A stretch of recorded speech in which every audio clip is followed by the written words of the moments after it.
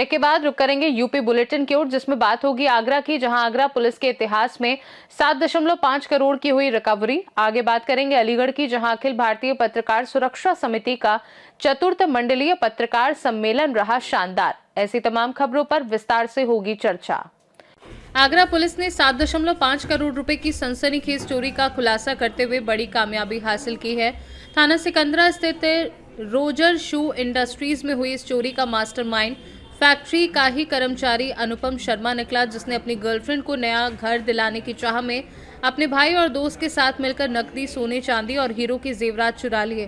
Police commissioner Deepak Kumar के अनुसार ये आगरा पुलिस के इतिहास की सबसे बड़ी रिकवरी है। ACP Akshay Mahadik, inspector Pradeep Kumar Tripathi, surveillance और एसओजी टीम की संयुक्त कार्यवाही में पूरी रकम और जेवरात बरामद कर लिए गए हैं। हमारे आगरा के सिकंदरा थाना क्षेत्र में एक चोरी के संबंध में एक एफआईआर दर्ज कराई गई। एफआईआर दर्ज बुद्धि राजा साहब, जिनकी की सू फैक्ट्री है, उनके द्वारा दर्ज कराई गई। उसके बाद पुलिस के द्वारा जब इन्वेस्टिगेशन प्रारंभ की गई तो फैक्ट्री में जो सीसीटीवी फुटेज मिले, उसमें शक के आधार पर इनके यहाँ काम करने वाला एक कर्मचारी जो कि सुपरवाइजर का काम करता था, अनुपम, उसकी भूमिका उसमें संदिग्ध लगी।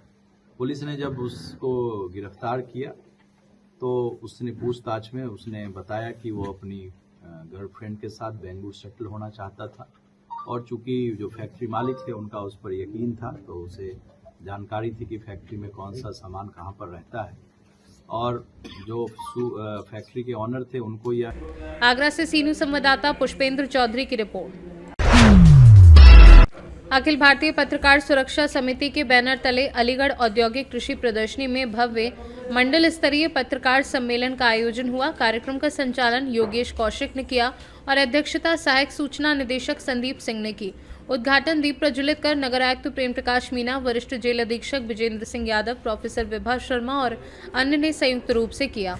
प्रदेश महामंत्री शशि गुप्ता ने कहा कि संगठन का उद्देश्य पत्रकारों को एक मंच पर लाकर उत्तर प्रदेश समेत पूरे देश में पत्रकार सुरक्षा कानून लागू कराना है। जिलाध्यक्ष आकाश सोनी ने बताया कि संगठन पत्रकारों पर होने वाले अत्याचारों के खिलाफ धरातल पर लड़ाई लड़ता है। कार्यक्रम में संगठन के पदाधिकारी 12 से अधिक राज्यों में सक्रिय हैं। नगर आयुक्त प्रेम प्रकाश मीना ने कहा कि प्रशासन गलत गतिविधियों को रोकने के लिए हमेशा सक्रिय है। वरिष्ठ जेल अधीक्षक विजेंद्र सिंह यादव और प्रोफेसर विभा शर्मा ने पत्रकारों की भूमिका को समाज का आईना बताते हुए निष्पक्ष और साहसी पत्रकारिता पर जोर दिया। मुख्य वक्ता राजनारायण सिंह ने आधुनिक पत्रकारिता की चुनौतियों और पत्रकारों की बारीकियों को जानने के महत्व पर प्रकाश डाला। सभी वक्ताओं ने पत्रकारों से एकजुट होकर निष्पक्ष एवं बेबाक पत्रकारिता जारी रखने का आह्वान किया। इगलास से सीनू संवाददाता इंद्रजीत प्रेमी की रिपोर्ट। आजमगढ़ में तरवा सोनबरसा गांव में आइडियल जर्नलिस्ट एसोसिएशन आजमगढ़ के जिलाध्यक्ष विशाल सिंह ने अपने पिता स्वर्गीय पब्बर सिंह की प्रथम पुण्यतिथि के अवसर पर 150 से अधिक गरीब और जरूरतमंद लोगों को कंबल वितरित किए। इस भंडारे का आयोजन विशाल सिंह के आवास पर हुआ, जिसमें गांव और आसपास के क्षेत्रों के लोग उपस्थित रहे। विशेष रूप से विधवा महिलाओं, दिव्यांग और आर्थिक रूप से कमजोर लोगों को प्राथमिकता दी गई। कार्यक्रम में सभी ने स्वर्गीय पब्बर सिंह के चित्र पर पुष्प अर्पित कर भावपूर्ण श्रद्धांजलि दी। इस अवसर पर भाजपा जिलाध्यक्ष Dhruv Kumar Singh, ideal journalist association के राष्ट्रीय संरक्षक Sanjay Pandey, branch of magistrate Akhilesh Singh, doctor और समाजसेवी समेत अन्य गणमान्य व्यक्ति उपस्थित रहे। संजय पांडे ने कहा कि स्वर्गीय पब्बर सिंह बहुत नेक व्यक्ति थे और उनके परिवार की सेवा और समाज हित में योगदान प्रेरणादायक है। ये कार्यक्रम ठंड के मौसम में जरूरतमंदों तक राहत पहुंचाने और समाज में भाईचारे का संदेश देने वाला रहा। आजमगढ़ से सीनू संवाददाता सतीश की रिपोर्ट। समाजवादी पार्टी विधानसभा इकाई के माध्यम से सिटी पैलेस में आयोजित कार्यक्रम में समाजवादी नेता स्वर्गीय जनेश्वर मिश्र की पुण्यतिथि पर खिचड़ी भोज का आयोजन किया गया। बूथ स्तर के पदाधिकारी भारी संख्या में उपस्थित रहे और स्वर्गीय जनेश्वर मिश्र के चित्र पर पुष्प अर्पित कर भावभीनी श्रद्धांजलि दी। कार्यक्रम के मुख्य अतिथि सांसद आनंद भदौरिया ने कार्यकर्ताओं को संबोधित करते हुए कहा कि मतदाता पुनरीक्षण अभियान में सभी बूथ स्तर पर मेहनत करें और 2027 विधानसभा चुनाव में समाजवादी प्रत्याशी को जिताने के लिए संगठन को मजबूत करें। उन्होंने कहा कि उत्तर प्रदेश में अखिलेश यादव को मुख्यमंत्री बनाने के लिए सभी मतभेद भुलाकर एकजुट होना होगा। जिला प्रभारी और पूर्व सांसद वीरपाल सिंह यादव ने उपस्थित लोगों से अपील की कि गांव मोहल्ले में जो मतदाता सूची में छूट गए हैं उन्हें बीएलओ से संपर्क कर फॉर्म भरवाने में मदद करें। जिलाध्यक्ष रामपाल सिंह यादव ने सभी अतिथियों का धन्यवाद किया और संगठन को मजबूत करने पर जोर दिया।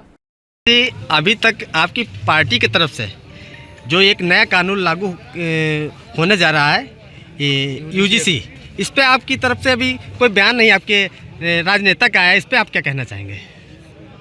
भारतीय जनता पार्टी न अगड़ों की है, न पिछड़ों की है, न दलित की है, न मुसलमान भाइयों की है, हर वर्ग के विरोधी है। अब अगड़े भाई सोचें, कह रहे थे कि डीजल 500 रुपये लीटर हो जाए कोई फर्क नहीं पड़ रहा, कहते यूरिया 5000 की बोरी हो जाए कोई फर्क नहीं पड़ रहा, खेत चाहे पूरा साण चढ़ जाए कोई फर्क नहीं पड़ेगा, बटन तो वहीं दबेगी। अब वो सोचें कि बटन दबाई है तो जो फैसला हो रहा है वो कितना उनके पक्ष में है, कितना उनके खिलाफ। नहीं, क्या इस सब और हम लोग तो सदैव ये कहते आए हैं कि किसी का हक अधिकार नहीं मारा। लखीमपुर से सीनू संवाददाता अतुल मिश्रा की रिपोर्ट।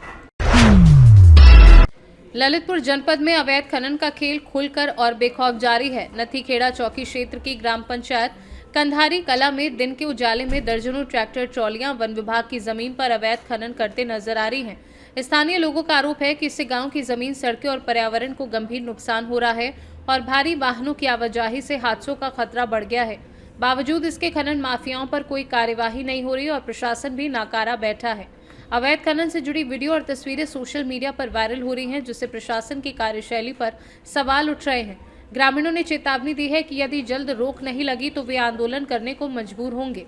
बड़े सवाल के रूप में बचता है, क्या प्रशासन अवैध खनन पर अंकुश लगाएगा या ग्राम पंचायत कंधारी कला इसी तरह छलनी होती रहेगी? ललितपुर से सीनू संवाददाता विकास सोनी की रिपोर्ट। पट्टी नगर स्थित रामनारायण इंटरमीडिएट कॉलेज में शुक्रवार को बसंत पंचमी के पावन अवसर पर बसंत उत्सव एवं कार्य सिद्धि पूजन दिवस हर्षोल्लास और धार्मिक वातावरण के बीच मनाया गया। कार्यक्रम की शुरुआत विधि विधान से पूजा पाठ के साथ हुई। इस अवसर पर पुरोहित रमाकांत तिवारी पंकज ने मां सरस्वती की पूजा अर्चना कर विद्यार्थियों के उज्जवल एवं मंगलमय भविष्य की कामना की। उन्होंने सत्यनारायण कथा के माध्यम से विद्यार्थियों को धार्मिक, आध्यात्मिक और नैतिक मूल्यों की शिक्षा दी तथा विभिन्न प्रेरक दृष्टांत और कथाएं सुनाकर उन्हें जीवन में आगे बढ़ने के लिए प्रेरित किया। विद्यालय के प्रधानाचार्य विजयंत शर्मा ने अपने संबोधन में कहा कि मां सरस्वती विद्या की देवी हैं, जो हमारे भीतर चेतना और विवेक को जागृत करती हैं। उनकी आराधना हमारी भारतीय संस्कृति और सभ्यता का अभिन्न अंग है, जिससे विद्यार्थियों में ज्ञान, संस्कार और अनुशासन का विकास होता है। कार्यक्रम में उप प्रधानाचार्य अनुराधा शर्मा, विजय कुमार दुबे, अजय प्रकाश तिवारी, अखिलेश कुमार सिंह, कृष्ण कुमार मिश्रा, अच्छे लाल मौर्य, अमित शर्मा, रीटा, रंजू तिवारी, नीलम यादव, पूनम यादव, सुनीता मौर्य, अनुष्का सिंह सहित शिक्षकगण, कर्मचारी एवं विद्यार्थी बड़ी संख्या में उपस्थित रहे। कार्यक्रम का समापन प्रसाद वितरण एवं मां सरस्वती की आरती के साथ हुआ, जिससे पूरे विद्यालय परिसर में भक्तिमय वातावरण बना रहा। शिविर में शंकराचार्य जी महाराज जी के भगवान के साथ सभी भक्तगण, उनके शिष्य अनुयायी स्नान के लिए सब साथ में निकले।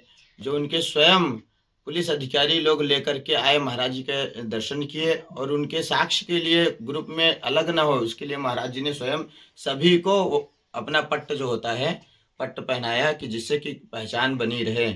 और ये पुलिस प्रशासन के साथ में पुलिस प्रशासन स्वयं आगे मौनी अमावस्या तक हम लोगों को लेकर गई। और जो विषय की बात अगर कहें कि जैसे भगदड़ की बात है या बैरिकेड तोड़ने की बात है, तो उसमें स्वयं जब पुलिस प्रशासन बैरिकेड खुलवाई तो उसमें बैरिकेड तोड़ने की बात कहाँ से आ गई। दूसरी बात ये कह रही कि भगदड़ की, तो हम लोग स्वयं साक्षी हैं और अनेकों हजारों लोग आप लोग के माध्यम से, कई वीडियो के माध्यम से दिख जाएगा, जहां महाराज जी की पालकी वापस करी जा रही थी। महज 50 मीटर भी दूरी नहीं होगा, संगम नोज था और संगम जी स्वयं थी।